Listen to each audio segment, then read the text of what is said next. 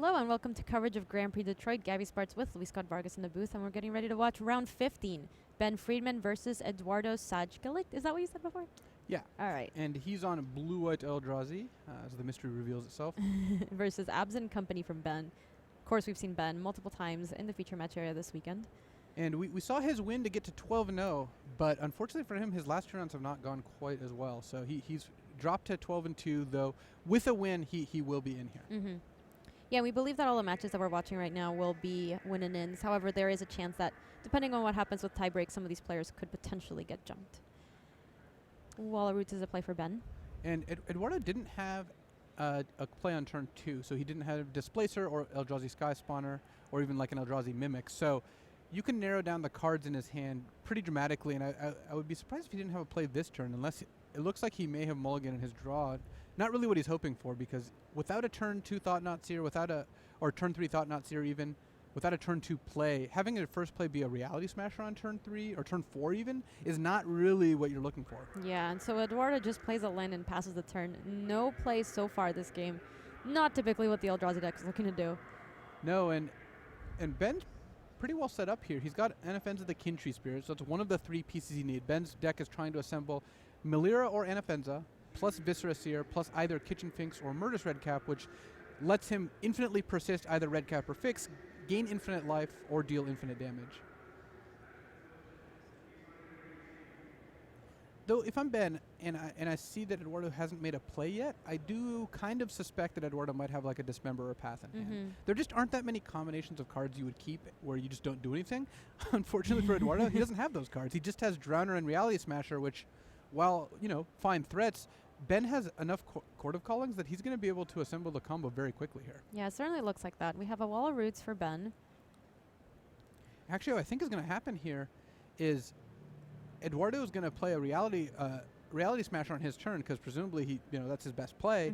Ben has end of turn Chord for Viscera Seer, untap Chord for Redcap, win the game on the spot. And that should be the game right there. So let's see what Eduardo can assemble here. It looks like it's just going to be a Reality Smasher. There it is. And if smashing in, putting Ben to 11. And if you're Ben, you're just like, all right, cool, I win the game. That's a great sign. You're not often happy to see Reality Smasher attack you early in the game, but when your follow-up is just an infinite combo, it doesn't feel quite as bad. Yeah, that's certainly what it seems like right now. Counters on those Wall of Roots. And here we go. It looks like Viscera Seer coming into play. And if you're Eduardo here and you're seeing this is going on, you can kind of see the writing on the wall at this point. And he shows another chord. Ben's literally going to show him the writing on the wall, and Eduardo's just going to be like, show me the Murderous Redcap. Oh, he's show me the Redcap. Here's the Redcap. And that's enough for Eduardo. Very quick game. Ben Friedman up 1-0 versus Eduardo right here. Well, being on the play and having the combo that early is pretty much exactly what you're looking for. Well, this is the cool thing about playing these combo decks, Luis. You can win like that. Yeah. Just wait for your opponent to tap out. He was completely safe, went for it, and he got rewarded. We're going to move over to the match of Ondrej Strasky versus Ronnie Ritner. And they're both playing red-green Eldrazi, with Ondrej Strasky on a fairly aggressive list that a number of the members of Team Face to Face were playing, and Ronnie Ritner playing again the mirror, but not quite as aggressive. This is the Ronnie Ritner's deck is playing 4 World Breakers and 4 Ancient Stirrings and 4 Kozilek's Returns. Just like, again, the control-ish red-green Eldrazi deck that we've seen. Still capable of fast draws, as you can see with what looks like a turn 3 Thought-Knot, turn 4 Reality Smasher. Yeah. But it's not quite the same as the deck that Strasky is playing that has Eldrazi Obligator to increase the amount of pressure and Lightning Bolts. Who do you think is favored in this matchup of small, more aggro Eldrazi versus big, more controlling Eldrazi? I actually kind of like the aggro side here. I think that Eldrazi Obligator is much stronger in the mirror than Kozilek's Return. That's one of the key differences. But either player is capable of these really busted-looking aggro starts, and in this case, Ronnie's the one who's very far ahead. Yeah. That card has looked amazing all weekend, by the way. Yeah. Eldrazi Obligator. Well, here's an Obligator. There it is. Take a Reality Smasher, attack you for 14, potentially. Let's go. Crunch, crunch. Ondrej might leave if he leaves out a Matter Reshaper, which looks like he's doing, he's playing around dying to just another Reality Smasher, but that's still 11 points of damage.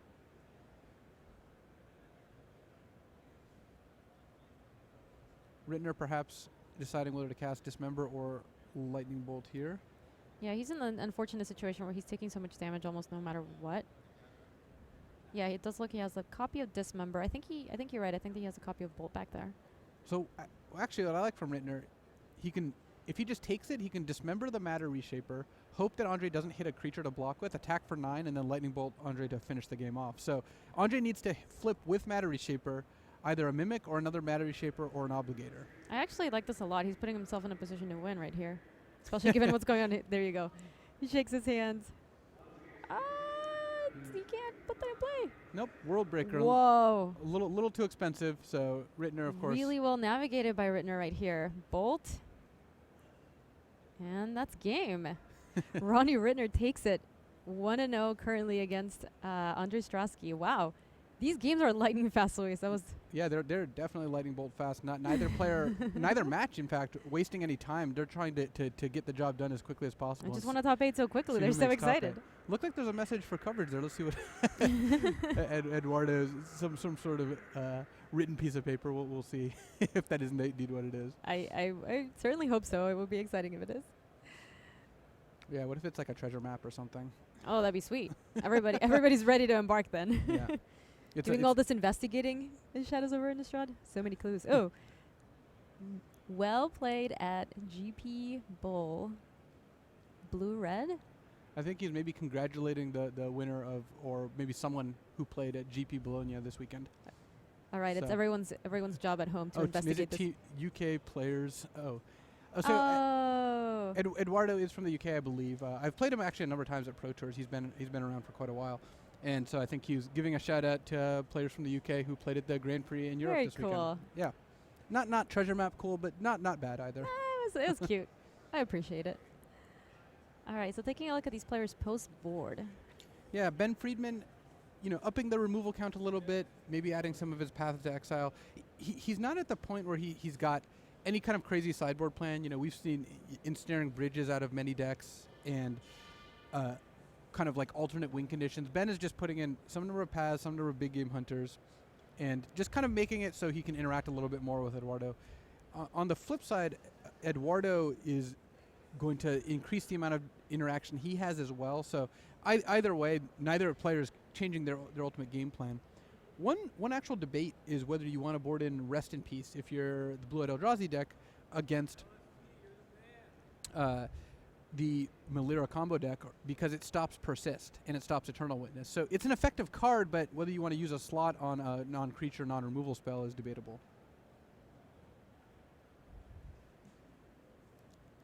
Eduardo with the one of Training Grounds in his sideboard for the mirror. I do like that. I noticed that. Eduardo also has All Is Dust in his sideboard. So that's the 7-cost Eldrazi sorcery that exiles all non-colorless permanents. That not lands it, or lands being colorless, it doesn't work on them either. But it's kind of interesting card because it does actually get played by Temples and Ayavugan, and against a board full of Melira creatures could actually eliminate basically everything Ben has. Yeah, we were taking a look at one of the winning deck lists, the Blue-Eyed Eldrazi list, and they are playing All Is Dust in the sideboard too. It also seems like a very good Gotham card, because I don't know that you're necessarily expecting it to come from the board, but you can actually cast it reasonably well in that kind of deck. Yeah, I do like the Grafdigger's Cage out of Eduardo's sideboard. That's a very effective card against Ben Friedman. It stops Collected Company and Court of Calling, and it stops Persist creatures, so it just does a lot of different things that you want against this Abzan Company deck. Luis, I don't think I asked you this at any point during the tournament. If you would have played in this tournament, what would you have played? Well, given that I have now the knowledge of watching the entire tournament, I probably would have played Elves. I think I would have played the combo Elf deck that Matt Nass and Josh Utter-Layton played. All right, that's a cool deck.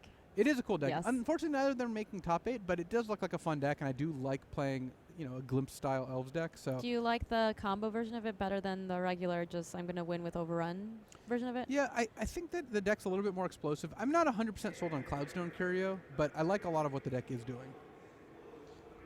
I would have specifically tested more of it had I been planning on playing, but since I wasn't planning on playing, I just tried to make sure I was familiar with all the different decks that are around. Any consideration to having played Eldrazi? Yeah, definitely. A lot of the people on my team are playing Eldrazi as well. And I think it's a great deck, so I would have considered it certainly. So Ben did keep a 6 of, looks like Onofenza, Birds of Paradise, 4 lands, which is a fine 6-card hand on a mulligan. really just looking for collected company. He likes what he saw on top, so that's good for him. Let's see. Yeah, it was a Viscera Seer, another part of the combo. Ben's setting up for a really fast combo Yeah, here. once again. Birds of Paradise turn 1 and pass back to Eduardo. Let's see, 3 mana. Displacer, Sky Spawner. Yeah, Sky Spawner coming in. Gets a Scion as well. Nice little ramp right there. So Ben can play either Anafenza or Viscera Seer. My guess is he just goes Anafenza into Noble Hierarch this game or this turn and gets a bolster.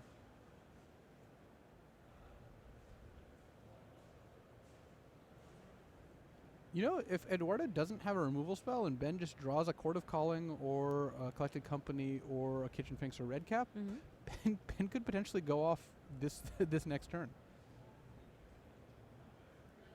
There you go. So Noble Hierarch and Anafenza for Ben. Bolstering onto either Birds or Noble here.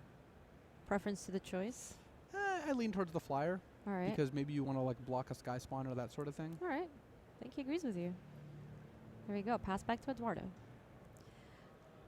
Fun fact about Eduardo, he's playing 3 national teams, both Canada, England, and Great Britain. And he's actually a French citizen. Well, so when deciding who to give a shout out to, he had a lot of different options. Yes. Yes, he chose to go with the British, but he had a lot of choices. He's also had a PT Top 8 at the Return to Ravnica Pro Tour and 3 GP Top 8s in Barcelona and Florence. They were team events, and also in Barcelona in 2011. Yeah, I mean, look at this play. Here's a Reality Smasher. If Ben draws a combo piece, Ben's advancing to the top 8. So Reality Smasher gets in. Ben has a chance to draw. He drew a land. Yeah, not quite as exciting as he had hoped. Ben actually may not play the Viscera Seer this turn because he has enough mana to activate Gavany Township, and doing that is a more effective use of his mana because he can play Viscera Seer. The advantage of playing Viscera Seer is it makes it so like a follow-up Court of Calling is better, and it's possible that activating Township won't actually do that much for him. So he may just looks like he's actually just going to do that. Yeah, so he's going to run out that Viscera Seer. Bolster on Bolster choice, dealer's choice. All right, it's going to go on the Noble Hierarch, it seems. Nope. Viscera Seer. Ben has to do life total calculations, decide whether he wants to play Verdant Catacombs this turn or just one of his other painless lands. He does have enough mana at this point that blocking the Sky Spawner with the bird is a distinct possibility. Though Ben may also be getting into the mode of starting to just sacrifice creatures to Viscera Seer. That's actually a good reason to play Viscera Seer over using Township. Try to use Viscera Seer to find the last piece of your combo. Yeah, Viscera Seer does have an ability that works outside the combo. You just don't see it all that often. All right, so that Anafenza is going to get in, and Eduardo's going to untap here. Well, Eduardo has a Displacer and a Sky Spawner, but he doesn't have any way to interact. I think Ben's going to get another shot at this. So, Displacer coming down right here. Crashing in. Here come the Reality Smasher and the Eldrazi Sky Spawner. Ben's at 10, so he's not forced to block right here. Looks like he just took it. Yeah. And now Eduardo can leave up the Displacer ability, but that doesn't stop the combo, so it's not disruptive in that sense. He can always use Displacer on either the birds or the noble on Ben's upkeep just to constrict Ben's mana a little bit. I mean, there's a good chance Ben sacrifices one of the mana creatures to scry one anyway. You think if he does sacrifice something, then Ben, or Eduardo rather, is more incentivized then to blink the birds or something like that? I do. Yeah. Because then a Court of Calling would not be an out anymore because Ben actually wouldn't have 3 green sources. He's 2 non-green lands and 2 green creatures. Eduardo can play Sky Spawner and actually still blink using the Scion. All right, so here comes another Eldrazi Sky Spawner, another Scion, still has a blink available. And we're going to see a pass back to Ben. All right, Ben, this is a big one for him. Yeah, so Ben has this interesting calculation where he has to look at, he gets to see an extra card to scry, which doubles the number of outs he has, right? Because he's 2 cards instead of 1. But on the other hand, he may not be able to cast Court of Calling, so he might remove the number of outs. I think the fact that it makes it he gets twice as many shots at seeing a Finks or a Collected Company, makes it worth sacrificing the Noble to scry. But he's also facing 2 Eldrazi Sky Spawners at this time, so and a lot more creatures as well, and only the birds can block. So, yeah, I think he's going with your line. Sacrifice that Noble Hierarch. He does not like what he sees. I don't know that he can afford. He may be able to just sack the bird also. He's got another land in hand. He has Verdant Catacombs, but okay, he's considering activating, sacking the Scion. Birds of Paradise is tapped. Yeah, now you definitely sacrifice the bird because it's going to be tapped anyway. He's doing a string during his upkeep. Yeah, because he hasn't drawn a card yet. Yeah, and he wants to keep Ben from tapping the bird for relevant amounts of mana. Sacrifice the bird. Try to find Finks, Red Cap, or Collected Company. And Company's not a guaranteed hit, of course. Right, so the birds comes back in play, gets another bolster. What did he draw? So it looks like he didn't actually sacrifice the bird, and then he drew a township. So I really want to know what Ben's top card is. I know, me too. Please flip it. Please flip it. Oh. He had no reaction, so.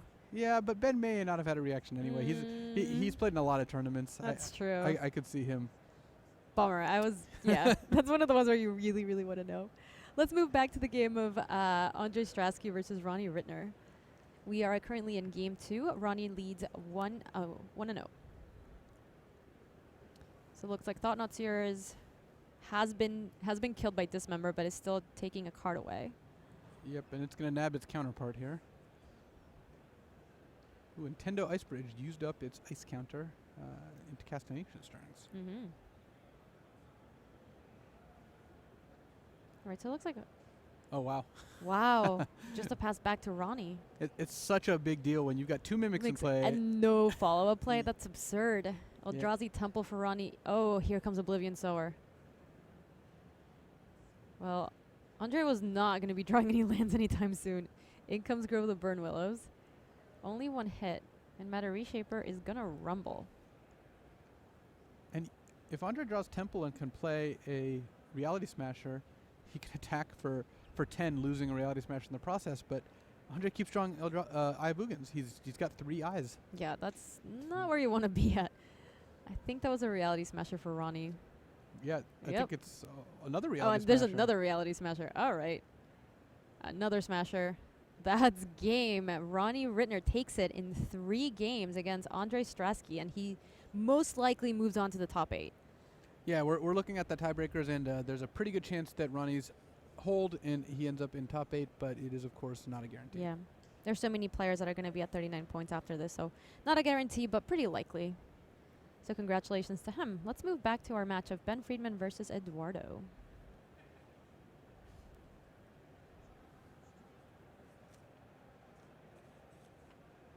How much do you think being on the play and draw matters for these 2 players right here?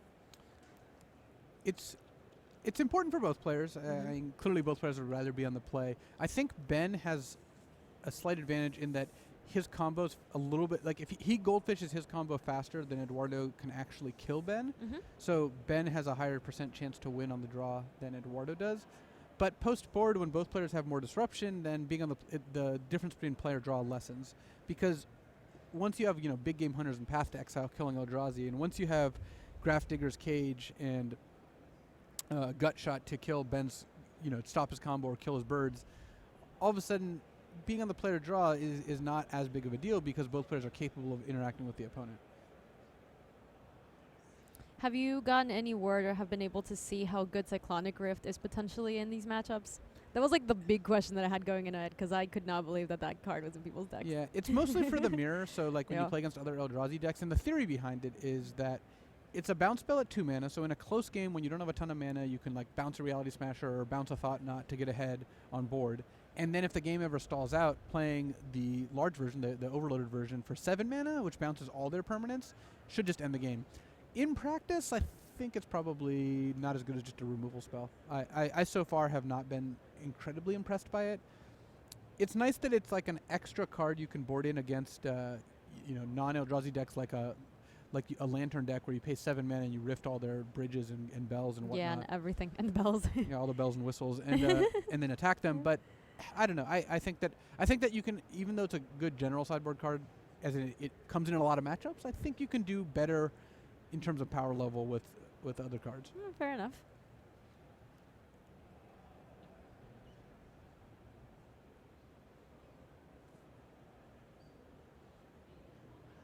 One of the advantages of playing a deck like Ben Friedman is this Obzon Company deck that has 4 copies of Court of Calling.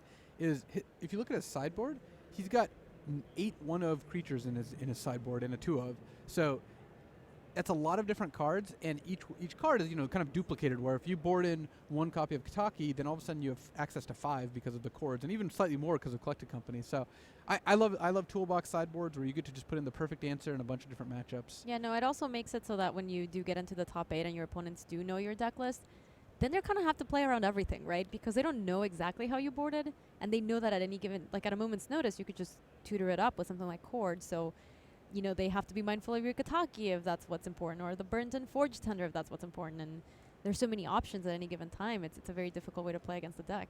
Exactly. When you're playing a deck with red removal and your opponent can chord up Burnt and Forged Tender, it really just does change how you make plays. Right. Though, despite the gut shots in Eduardo's sideboard, I do not think Ben has has Burnt and Forged Tender in his deck right now. All right, let's see what the players can do. They're moving on to game 3. And remember, for everyone at home, this is most likely a win and in. So big stakes for these players and making the top 8. Well, Ben's hand is great. He's on the play. He's got birds. He's got Collected Company. It looks like a Reclamation Sage, I think, in fear of something like Grafdigger's Cage and a Malira. So this is kind of a perfect draw. All right, here we go. So Windswept Heath and Birds of Paradise. Ben is off to a very good start. Drown Our Hope is a draw for Eduardo. And Eduardo has 1 copy of Hibernation in his sideboard. It's an instant for 2 and a blue, returns all green permanents to owner's hands. It's mainly for elves, but he, I guess, decided that Ben has enough green cards in his deck. Oh, did you see it in his hand? Yeah, it's in his hand right there. Oh, there you go. Yeah, you're right. That it's worth bringing in here too. All right, 2 mana, Malira, first part of the combo. Ben could just company into Viscera Seer Kitchen Finks and win on turn 3. I mean, that's not super likely. But it could. Yeah, we would need like a higher geometric calculator to figure that out. But Eduardo has a Thought Knot Seer. Does he have the Eye of Ugin? I do not see one. I don't think he does. He does have a Rest in Peace, though. He's deciding whether he wants to play a Dark Hour Waste Rest in Peace or to play Eldrazi Sky Spawner this turn. How likely is it that Ben can combo me next turn? Because if he wants to get ahead on board, it's much, much better to play Sky Spawner. Rest in Peace might be too defensive, but if he plays Sky Spawner and Ben combos him on turn 3, Eduardo, I think, is gonna think about this moment. Oh, he's gonna feel awful, and like, it's so. There you go. So he's gonna go with a safe route and play Rest in Peace right here. That Windswept Heath gets exiled, Verdant Catacombs gets cracked and also exiled. Yeah, so he's taking the safe route and making sure that he just doesn't die right now on turn 3 to an unexpected company and combo. It will be pretty brutal if you just die right there trying to get on board and comboed out of nowhere. Yeah, Ben's going to be able to get a lot going this game regardless. He also has the Court of Calling. He has the Court of Calling. All right, 3 mana. Reclamation Sage takes care of that Rest in Peace, and in gets Malira. Yeah, and Eduardo just got wrecked by Ben's sideboard card here. Being able to just use your turn to kill Eduardo's turn 2 and be up a card is pretty big.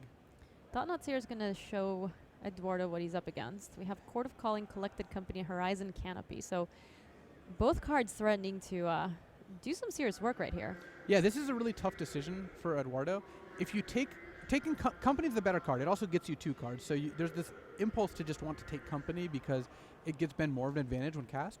But if Ben draws either combo piece, Cord will then find the other one. So this is, again, a really tough decision. Mm-hmm. And Eduardo went with the conservative route. By taking Court of Calling, he knows that even if Ben draws a combo piece, he doesn't automatically win. Mm-hmm. The downside being that Ben's going to get to cast Collected Company, and there's a good chance that he hits, if not the combo, at least one part of it. Yeah, and some value creatures.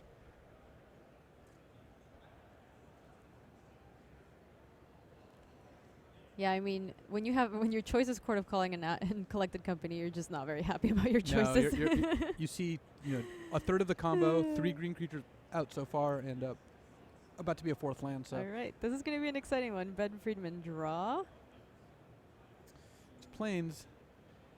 So there's a good chance it's worth casting Collected Company main phase. One of the reasons is if you hit Big Game Hunter, you can kill Thought Knot and just attack. The other reason, if you combo, you can just win on the spot without removal. Mm-hmm. All right, looks like there's a Kitchen Finks. And a Birds of Paradise. All right, we're getting closer. Kitchen Finks puts Ben up to 20. 2/3 of the combo assembled. Remember, all Ben's missing is a Viscera Seer or a Court of Calling. Ben would have won the game on this turn if he had not been hit by that Thought-Knot Seer. Oh, Eduardo has a trump card. He has the Training Grounds. Oh, wow. And he has Eldrazi Displacer, and he has Drowner of Hope. Eduardo could combo out here. Not this turn, but he could. He's getting very close. This is awesome. Both players trying to assemble a combo at this point in the game. This is a sweet match. So the way Eduardo wins with his combo, again, Displacer costs 1 colorless to activate. You pay a colorless, you blink Drowner, it gets you 2 Scions. You sack 1 for a colorless, repeat, infinite Scions, it can attack for infinite damage. You can also keep blinking your Thought-Knot Seer and make your opponent draw their entire deck. Ben has his deck double sleeved. You can take a look at how he's arranging everything again. You were excited about that combo, by the way, the Training Grounds one. Oh yeah, I don't know if it's exactly where you want to be, but I certainly was hoping that it would be good enough. Like I told you earlier, we did hear somebody did it. Not that it's a very popular choice by any means, but it is fun if you actually get to pull it off. So Eduardo's gonna set Ben back a lot here. Here's a hibernation. That was a weird way to lay out his cards. Yeah. Oh, he's letting Eduardo write them down. I see. There you go. You know, that's actually not that bad for Ben. He can play most of his hand in the next turn, and he even gets to use the Reclamation Sage again if that ever comes up. It's not too dissimilar to when you Hercules Recall an Affinity deck and then they Yes. just like play out their whole hand. That is basically what's going to happen here. Yeah, birds. Looks like Ben's not going to use the Horizon Canopy quite yet. Plains 3. Kitchen Finks, and a pass back to Eduardo here. Let's see, so Eduardo finds a Displacer. Eduardo really needs to draw Ayavugan, because if he draws Eye, he can first of all play Drowner, second of all, and then follow it up with a Displacer plus Training Grounds. He can also just play multiple cards in the same turn. He's kind of constricted on mana right now. Like, he's not putting Ben on that fast of a clock. He also, because he bounced the Reclamation Sage, he can't recast the Training Grounds unless he's going to win immediately. So there's no way to get a mana savings there. All right, so Thought-Knot Seer is going to get into the red zone, putting Ben down to 12. No blocks from Ben. And Ben doesn't want to chump with Finks yet, because if Finks has a counter on it, the Malira combo, if it already has a counter on it, the Malira combo doesn't work. You need a fresh Finks to kickstart it. No old Finks there, not going to cut it for you? No, fresh from the kitchen. Eduardo may just play Sky Spawner here, because that with the Scion can generate gives a him little an bit of extra mana. Yeah. Interesting choice, and he knows what he's up against. I mean, he knows what's in Ben's hand for the most part, so you know you're potentially facing down this combo pretty soon. Yeah, Eduardo knows that if Ben draws a Viscera Seer, then Ben gets to go off. And because Eduardo has the potential Training Grounds combo, Infinite Life is beatable. What's not beatable very easily is that Ben gets to scry through his whole deck and then put a Murderous Red Cap on top and then end up winning the game on his next turn. All right, so, there's Court a of Calling. So that should do it if Ben goes for it. He could be concerned about something like this member right here, right? He definitely has to worry about that, and he's trying to figure out the best way to play around that sort of card. But so here comes Malira, second piece assembled. So one way to play around it is because Ben can go off at instant speed, he can just pass the turn. And but what he gains by doing that is that if Eduardo ever taps out, Ben gets to go off. So Eduardo can force the issue here. If he casts a Thought-Knot Seer, Ben is going to go ahead and combo. And we do not think Eduardo has any way to interact with us right now, does he? He does not. It looks like his hand is devoid of removal, and he's going to, end up letting Ben go off here no matter what he does. Wow. In fact, that Thought-Knot Seer was a bad draw for Eduardo, because had he not drawn it, he may not have tapped out. He might not have played it. And then Ben would have just waited and not comboed. But if Eduardo plays Thought-Knot Seer, Ben almost has no choice but to combo. The not usually seen bad draw Thought-Knot Seer. All right. There are many ways for Ben to combo, but they all involve having a Drowner of Hope in play. You can't go off without a Drowner in play. So it's not just Training Grounds Displacer plus Thought-Knot Seer. That is not the combo. Okay, so Sky Spawner's going to rumble, putting Ben down at 10. And here, if he goes for that he goes for Displacer. All right. So let's see if Ben goes for it. Ben may wait. He may try to figure out if Eduardo has removal. It looks like he might be going for it. Yeah, he might crack his Horizon Canopy first just to see. Yeah, that works too. I mean, Eduardo has been signaling something like this member. Like specifically in this case, he had Thought-Knot Seer and decided to play Displacer. So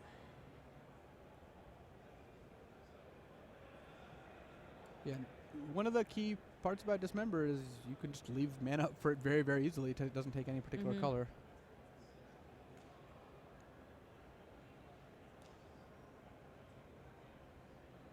Wow, and at this point, Ben Friedman has to make that choice. He's so close to that top 8.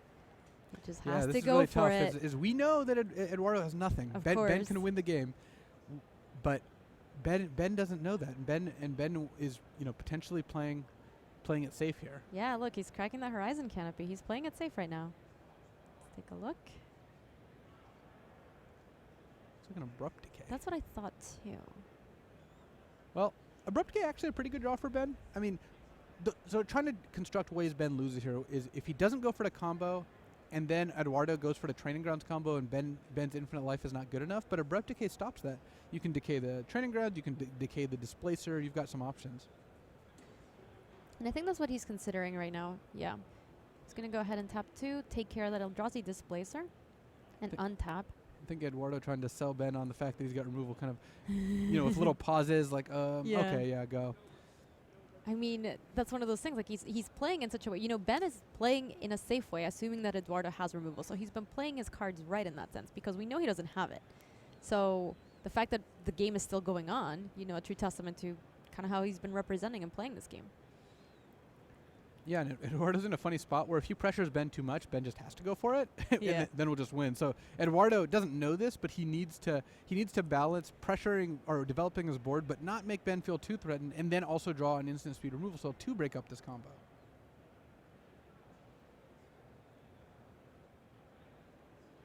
All right, untap for Eduardo. Reality Smasher could not be less relevant to how this game's going to play out.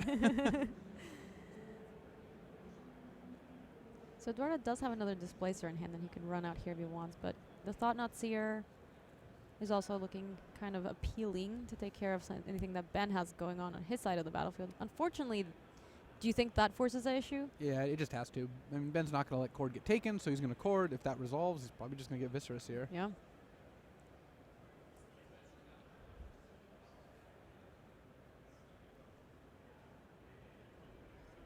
It's interesting because Ben has to strike the balance between playing around a Dismember and forcing Eduardo to keep mana up, or going for it and then potentially getting wrecked by Dismember, or waiting and having Eduardo draw the Dismember, because that's disaster, right? If you wait too long and Eduardo draws the answer, then it ends up, that's one of the ways that this plays out not well for Ben. Especially when you look back on the match and you realize what happened and all the points at which you could have won and you didn't. It's difficult. So another Displacer comes down for Eduardo. Still representing that Dismember. Eldrazi Sky Spawner gets in, puts Ben to 7. And one reason that I kind of like this line of play from Ben, from his perspective, is that Eduardo is pretty pinched on mana, so just waiting and making Eduardo leave mana up is relevant. But I think Ben looks like he's contemplating it. Oh, he's definitely thinking about it, and I think at this point Eduardo knows, oh, there we go. He's looking at his cards. Ben's tapping. Cord for Viscera Seer. Presumably Viscera Seer, but he's just going to Cord for a bunch just because it doesn't cost him to tap extra creatures for it. He might actually be Cording for Witness here. So one way to play around a Dismember is you Cord for 3. If Eduardo lets it resolve, you just get Eternal Witness, and then get Cord and back. Then Cord back, and then Cord again. That's actually really cute. That's a safe way to play around the Dismember, which he has been playing around the entire game. I mean, Dismember still breaks up the combo, but at least you got an extra Witness out of the deal. Ben could just keep Cording for Witness. Like, he could get Witness and get Cord back now, and then just untap and just kind of have the same thing ready to go on again.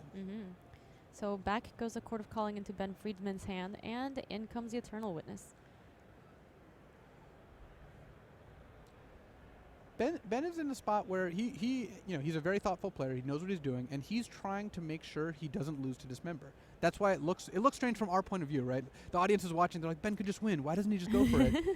And the answer is that he doesn't want to lose to Cord. He thinks he's winning this game, and I think he's accurate in terms of he's very far ahead, even if Eduardo has Dismember. So he's doing everything he can, everything in his power, to mitigate the effect of a Dismember on his game plan. And that means kind of slow playing this Cord. That means not going for the combo when it looks like the way is clear. We saw a match earlier. Cedric Phillips was playing Tron, Eldrazi Tron, and we saw something similar where he's in such an advantageous point of the game where he can afford to play around a lot of things, and the way he's playing is very careful and deliberate to make sure that he doesn't lose to anything random, because he's gonna win that game. Yep. But if he plays in a very careful and thoughtful way, he just ensures that he doesn't lose to nonsense, basically. And that's what Ben is doing right here. Well, unfortunately for Ben, Eduardo drew Ivugan, so Eduardo can play he can play Drowner, he can play Training Grounds. Eduardo can go off right now. Eduardo's able... I missed that Ivugan, you're right. Eduardo has enough mana to tap Island and Temple and sacrifice a Scion and put Drowner into play, and then tap a Dark Art Waste to play a Training Grounds, and then sack one of the Drowner Scions to blink itself and to go off. The problem is he knows Ben has Chord, and if Ben has like a Big Game Hunter, for example, he can break up the combo. Though actually one Big Game Hunter is not enough because you come with 2 Scions. So Ben will need a way to destroy Training Grounds. Ben might actually... he may actually lose This is nuts. It looks like Ben has a path as well, so... Could he take care of just both? He can just kill the Displacer in response to all of this. So Ben has an out here, but I think Eduardo's... so I think what's going to happen is Eduardo's going to go for it, but I think that's his best option. He knows he doesn't have any instant speed disruption, and then Ben is going to be forced to pass the Displacer. All right, here we go. Drowner of Hope. Yeah, and again, cording for Big Game Hunter doesn't help if Ben plays the Training Grounds first. No, I guess you can do it in response to the Scion trigger. So either way, yes. Chord or Path can both break up this combo. Ben now has to decide whether what he wants to play around. All right, so we go Path to Exile.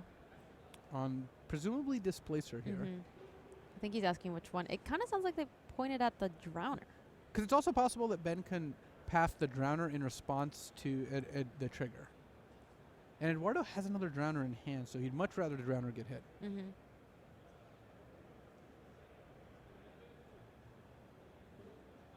Oh, path Thought-Knot Seer. Interesting. Oh, he doesn't want to get decked, I think is what he's trying to do there. Ben drew a Kitchen Finks off that? All right. I thought he drew another Court of Calling for a second. That would be great. Okay, so Eduardo, again, knows about Chord. He has to decide, well, I guess I'm just going for this. So he's going to play a Training Grounds, and Eduardo has another Thought-Knot Seer in hand. So Eduardo can still go infinite here. Again, the combo is that sacrificing a Scion with the Training Grounds in play gives you 1 colorless, lets you activate Displacer on Drowner and getting 2 Scions. So you get infinite Scions, and then you can keep activating Displacer on your Thought-Knot Seer and stack it so that your opponent just draws 1,000,000 cards in a row. So here's a question, and I've seen this in the chat as well. When you quote unquote go infinite, and you get infinite creatures or whatever, you actually still have to name a number, correct? You do. So you could say 1,000,000. I have 1,000,000 Eldrazi Scions in play, and then I'll blink Thought-Knot Seer 700,000 times, or rather, I'll blink Thought-Knot Seer. I'll stack the triggers, then I'll blink Thought-Knot Seer, and you can just keep you can demonstrate a loop. So what happens if Ben tries to go off in response to maybe not the Thought-Knot Seer, but Eduardo getting infinite creatures? Can he just name like a higher number? So it really depends on the situation. In the case, let's say Eduardo doesn't have a Thought-Knot Seer. Ben actually wins that, assuming he can keep going off, because Eduardo eventually has to name, all right, I make 1,000,000 Scions. Ben's like, okay. Next turn, it's like, I attack with 1,000,000 Scions, and Ben's like, okay, I gain 2,000,000 life. So where it gets awkward is if you have 2 people who can go infinite at the same time. Yes. Yeah. But because the attacker has to stop first, it does mean that the person who gets to gain life during the attack will actually survive that. All right, here's the Training Grounds. This is up to Ben. There's an infinite combo being presented here. All right, let's see, Ben Friedman. What do you want to do? This is a tough one, Luis. Oh yeah, this game is kind of amazing. So if Ben has a Linvala, then he's able to chord for that, and then you can't activate Displacer or Eldrazi Scions or Drowner of Hope. But he's been playing the entire game like Eduardo has a Dismember, and Dismember could just take care of the Linvala. It's true, but Ben's also backed into a corner now. Yeah, fair enough. He just has to go for it. So getting a Big Game Hunter in response to Training Grounds also works because it kills the Drowner of Secrets, or Drowner of Hope, rather. But that does mean Ben can't combo.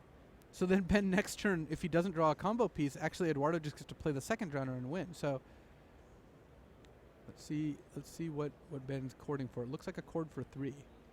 All right, Court of Calling. Well, actually, Ben would be okay here. If he gets a big game hunter, he kills the Drowner. Eduardo doesn't actually pass the turn. Eduardo then uses, he sacks both Scions to play a Thought-Knot Seer from his hand to take Ben's Reclamation Sage. Because if he doesn't, Ben gets to untap and Reclamation Sage the Training Grounds. Yeah, the Training Grounds, and break it up too. All right, so here's Big Game Hunter taking down that Drowner of Hope. But yeah, because of HUang, Eduardo can now sacrifice two Scions, and he can play the Thought-Knot Seer. He knows that last card's Ben's Reclamation Sage. If he does that, Ben has to top deck again, or Eduardo untaps, plays another Drowner, and goes off again. All right, here we go. So Big Game Hunter comes in. Okay, down goes the Drowner of Hope. And it's funny because Ben did play this game very conservatively. I don't know if he knew about the Training Grounds combo, because that's one of the few things the Blue-Eyed Eldrazi deck can do that actually makes your combo invalid. Right, so he's making sure he understands everything Big Game Hunter does. Eduardo has to play this Thought-Knot here. All right, so down go the 2 Scions. Thought-Knot Seer. Oh, Ben shows it. He takes the Reclamation Sage. All right, this is up to Ben. Can he top deck here? All right. Anafenza. That's not the missing piece he needs. Oh, it was so close. It was a combo piece, but not the right combo piece. We're going to see Eduardo top bait the Grand Prix based on the Training Grounds Displacer Thought-Knot Seer. I'm very happy I was here to see this. This is awesome. All right. Ben's going to play that Anafenza.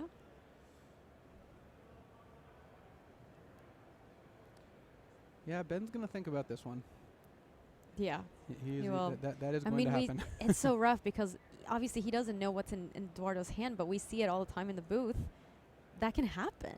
You can go for the win, and it was, you were playing carefully, and it turned out Eduardo had 2 Displacers, 2 Drowners, 2 Thought-Knots. Here we go. He's back on turbo mode. He was so ready to go. Did we speed up the game? There's a handshake. Infinite. Wow. Eduardo assembles a combo. You see Ben's eyes widen. Ben's like, what just happened? He's like, where did you have a Dismember? And it's like, So, unfortunate. I feel for Ben. I think he played a way that made a lot of sense, especially not knowing about Training Grounds. But yeah, that is tough. Well, that was definitely a way to finish the Swiss rounds in style for Eduardo, and he's most likely making top 8. He's demonstrating the loop right now, and that's a win for him. Yeah, make it infinite times. He's demonstrated the loop. And that'll do it for us here at Round 50 from Grand Prix Detroit.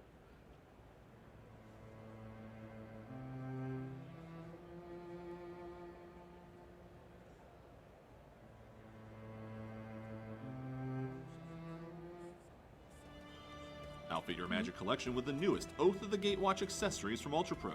You can see the full array of card sleeves, deck boxes, playmats, and portfolios of your favorite Magic artwork at ultrapro.com. In the art of Magic the Gathering Zendikar, you can experience the danger and beauty of Zendikar